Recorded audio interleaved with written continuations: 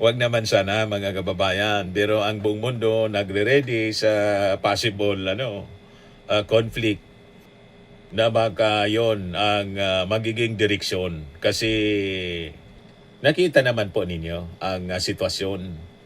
Nag-shift na rin yung Iran sa tinatawag na economic war. Sinasabotay na niya yung lahat ng mga sources ng petroleum.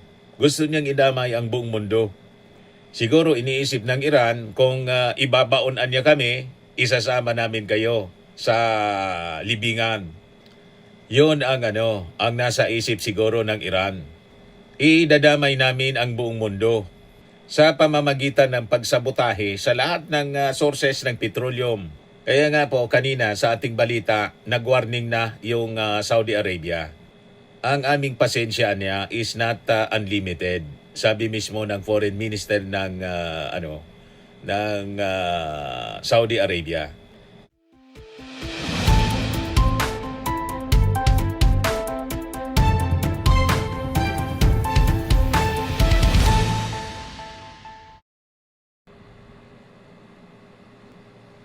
Hello po mga kababayan, si Dante Maravillas. I-update ko kayo sa mga kakaibang mga developments ngayon, mga kababayan. Ano yan, Mr. Maravillas? Relax lang tayo. Kalma lang sa mga kaganapan ngayon. Pero importante, ma-inform namin kayo ano yung mga ginagawa ng ating gobyerno. Ito kasi ngayon yung balita, kapapasok pa lang na balita. Ito yung sabi ng ating Pangulong Bongbong Marcos. Ngayon nga pa lang, 1 o'clock in the afternoon, na balita from the Philippine Daily Inquirer, Marcos to Philippine Army, shift to external defense role amid new threats.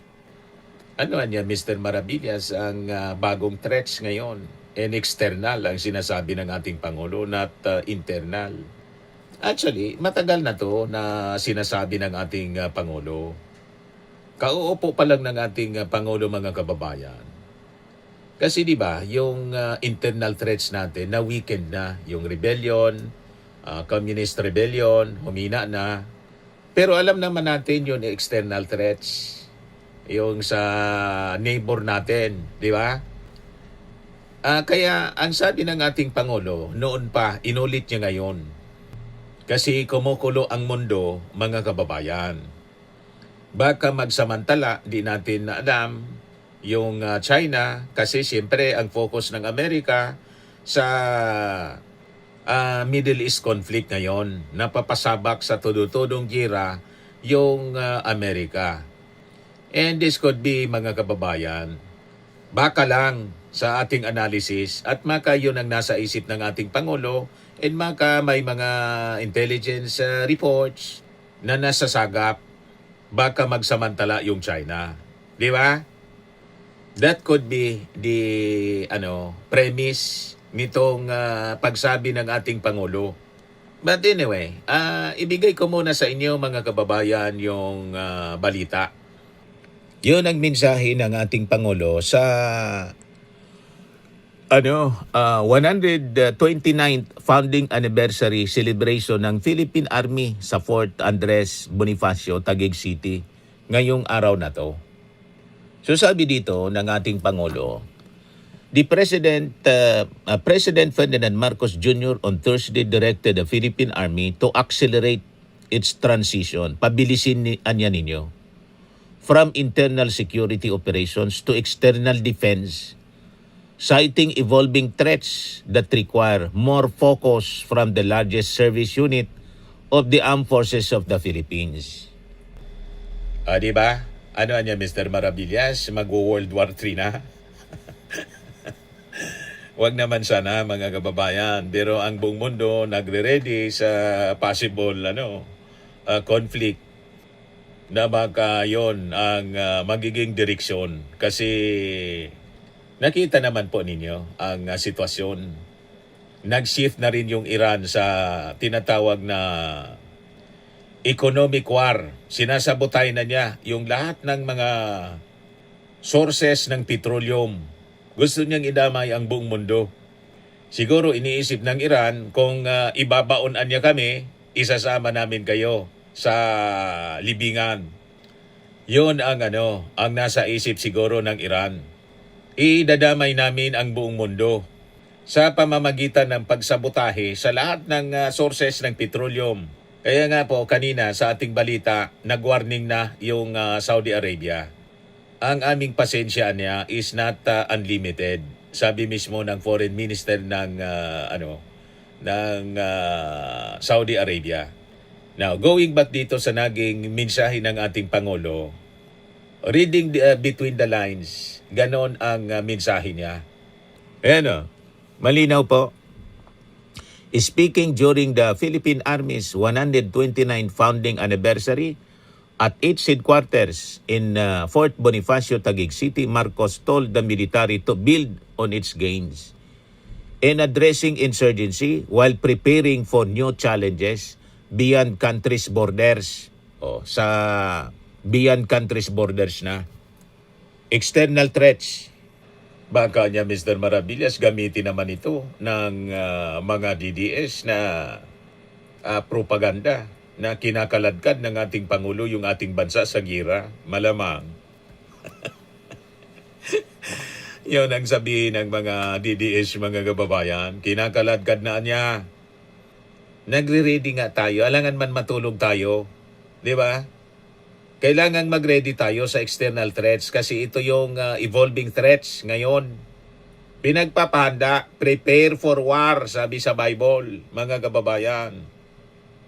Sabi po sa Joel, chapter 3, verse 9. Proclaim this among the nations.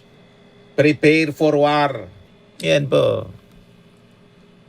Proclaim ye this among the Gentiles. Prepare for war. Wake up the mighty men. Let all the men of war draw near. Let them come up. Wala tayo pong ligtas.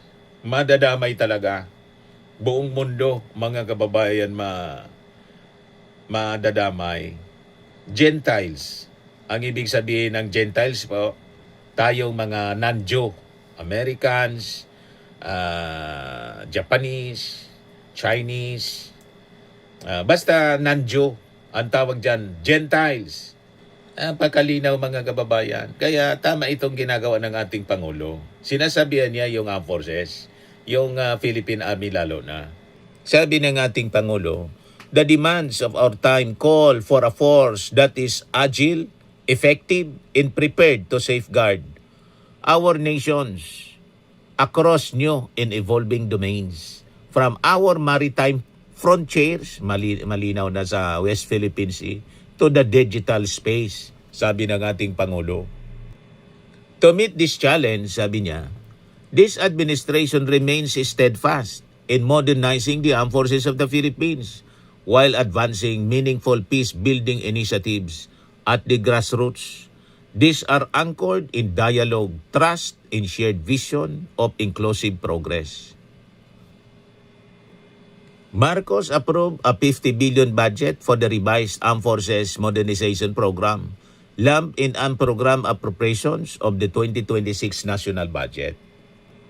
The Department of National Defense, however, has asked Congress to shift the current modernization program of the military from a fixed 15-year implementation period to a continuous capability-based framework that will allow financing flexibility and ease requirements for long-term loans, among others. Marcos said the government was strengthening the Philippine Army's role in external defense from the comprehensive archipelagic defense concept, which enables it to perform external security operations while gradually scaling down its role in internal security. He also cited the annual combined arms training exercise Katihan to test and to refine the Philippine Army's land defense concept. Through the integration of infantry, armor, and artillery, we enhance rapid deployment and reinforce maritime defense, sabi ng Presidente. We also invest in capacity building through interagency exercises among the armed forces, the PNP, Philippine Coast Guard, and this we have been doing since 2025. These efforts deepen coordination and readiness across all our institutions. We really have to prepare for war, mga kababayan, kasi paano? Hindi pwedeng matulog lang tayo, mga kababayan. We have to defend our country, our Filipino people, our sovereignty. Baka magsamantala po yung China. Di ba? Kasi yung ating kaibigan, yung Amerika, mga kababayan, nakatuon yung atensyon sa gira sa Middle East. O ngayon, going back sa ating mga ginagawa ng ating gobyerno sa isyu ng krisis sa petroleum, dahil sa gira po sa Middle East, ito yung latest na pahayag ng ating Pangulo. Ayan o. Crisis that is happening and the problema is that because of the war in the Middle East. So we're trying to find different methods para makapagbigay ng subsidy, para makapagbigay ng tulong. The problem is masyado na malikot ang presyo ng langis, hindi natin ma-anticipate. So we are still adjusting right now. But I think so far, kahit pa paano, we will be able to soften the blow. Tama. Basta we want to keep as much as possible. Kung mag-alala ang tao, we are securing the supplies of oil, we are securing the supplies of food, and so far, sapat naman ang ating mga supply, ang ating mga naka-stack na sa langis at saka sa pagkain. Kaya yung langis, wala tayong magagawa dyan. Pero at least yung supply ay tinitiyak natin magkakaroon. So kahit na may stock tayo, patuloy ang maghanap ng Pilipinas dahil kumukuha talaga tayo sa Middle East. So naghahanap tayo ng alternative sources ng langis. And so, halimbawa sa fertilizer, yun na lang, petroleum product yun. Hindi problema yun dahil yung pinagkukuhanan natin na kapag nangako naman sa atin, itutuloy nila yung kanilang mga kontrata. So we are adjusting well, and we want ang talagang habol namin dito is to keep yung hanap buhay ng tao, meron sila pa rin hanap buhay. And the only way to do that is kung hindi natin, halimbawa, yung mga transport workers, kahit na hindi itataas ang fare sa ngayon, deferred lang muna yung fare hike, dadagdagan naman natin yung tulong sa kanila para hindi naman sila malugi. Lalo na para tingnan ang Holy Week, marami nang alam natin napakaraming pagbiyahe para hindi mabawasan ang biyahe. So yun ang mga ginagawa ng gobyerno. Ito pa, epektibo, March 23, mga kababayan, 50% discount sa MRT, LRT, ipapatupad para makatulong po sa ating mga commuters. Ayan pa, libreng sakay nationwide. Simula second week ng April, free ride sa buong bansa sa ilalim ng service contracting ng Department of Transportation para bawas gastos. This is good news para sa mga commuters. All of government action laban sa mahal na langis. Peak hours, libreng sakay. Mas sulit ang pundo. Yan ang ginagawang intervention ng ating gobyerno. Yan, nationwide po ito, mga kababayan.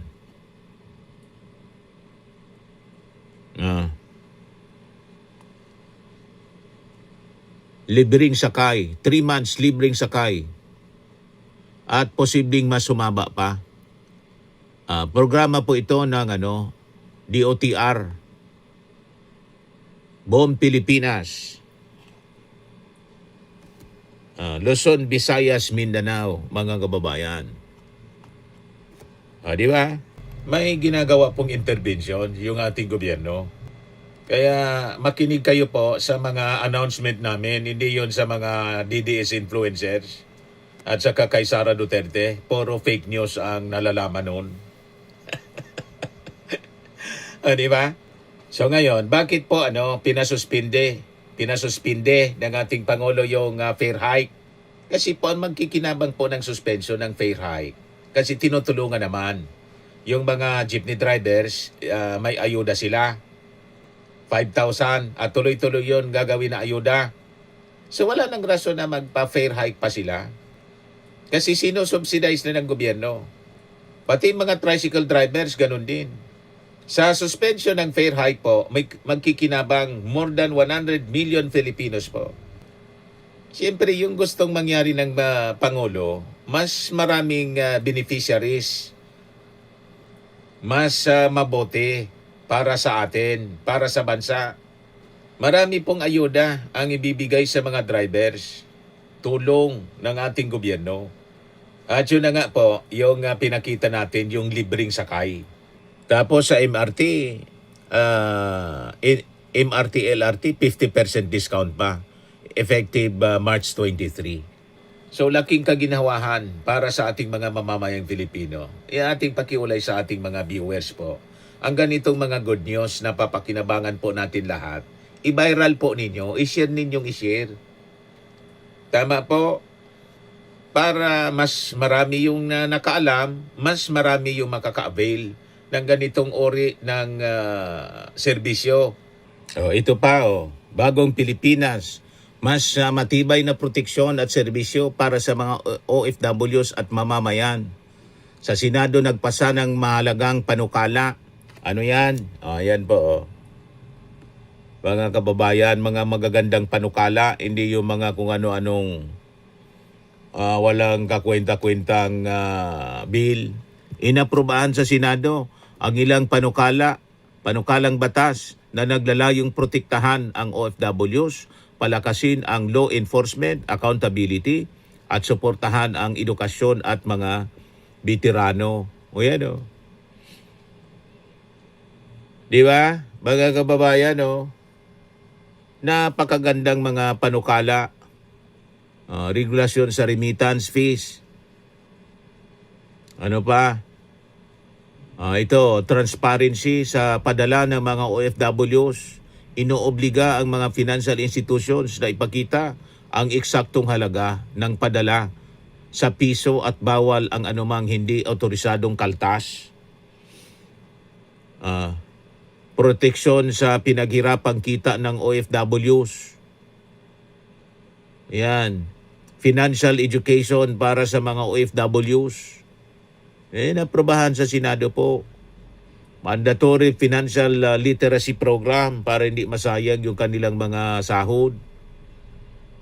Hindi mawaldas. Pag-iwas sa scam at pang-aabuso. Suporta sa kabuuang kapakanan ng mga OFWs. Di ba? Yan po. Mga kapaki-pakinabang na legislation po, hindi yung puro kontrobersya. Puro issue sa korupsyon, mga kababayan. Wala man paginabang tayo, masakit lang sa ulo. Di ba? Yung mga kapaki-pakinabang na mga balita, hindi na napapansin. Puro na lang kontrobersya at intriga. Kaya sabi ko, i-balance natin ang presentation natin ng mga balita kasi puro na lang sakit sa ulo. Parang wala nang nangyayaring maganda sa ating gobyerno. Yan, napakarami pong magagandang na nangyayari sa ating gobyerno. At yung ating Pangulo nga, galing dun sa sa Bataan.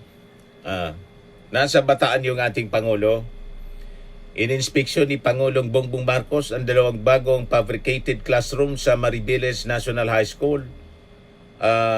Alasasin Annex sa Bataan ngayong araw. Layo ng pagtatayo ng modular classrooms na matugunan ang mga kakulangan ng classroom sa bansa. So, lahat inaasikaso ng ating Pangulo. Hindi lang yung itong krisis natin. Kasi Kasama pa rin yung mga regular functions niya. Yung promotion ng mga teacher sa Cebu, o nandun siya. Nakita ninyo? Siksik masyado ang schedule ng ating Pangulo sa pagsasaayos po sa ating bansa. Hindi po siya nagpapahinga. Pinagkakaguluhan siya ng mga tao po. Yan, iyawan yung mga estudyante. Di ba? Rockstar yung ating Pangulo. Ihiyawan sila. Si Sara niya, Mr. Maravillas, nandun sa Davao.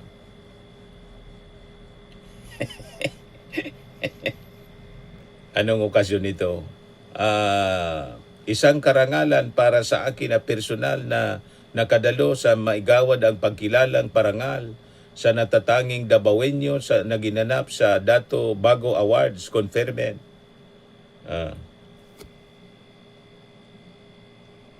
Yan si Sara. Sige lang pa-picture-picture at ganon. Pang-mayor lang talaga ang kakayahan ni Sara. Oh. Yan lang siya.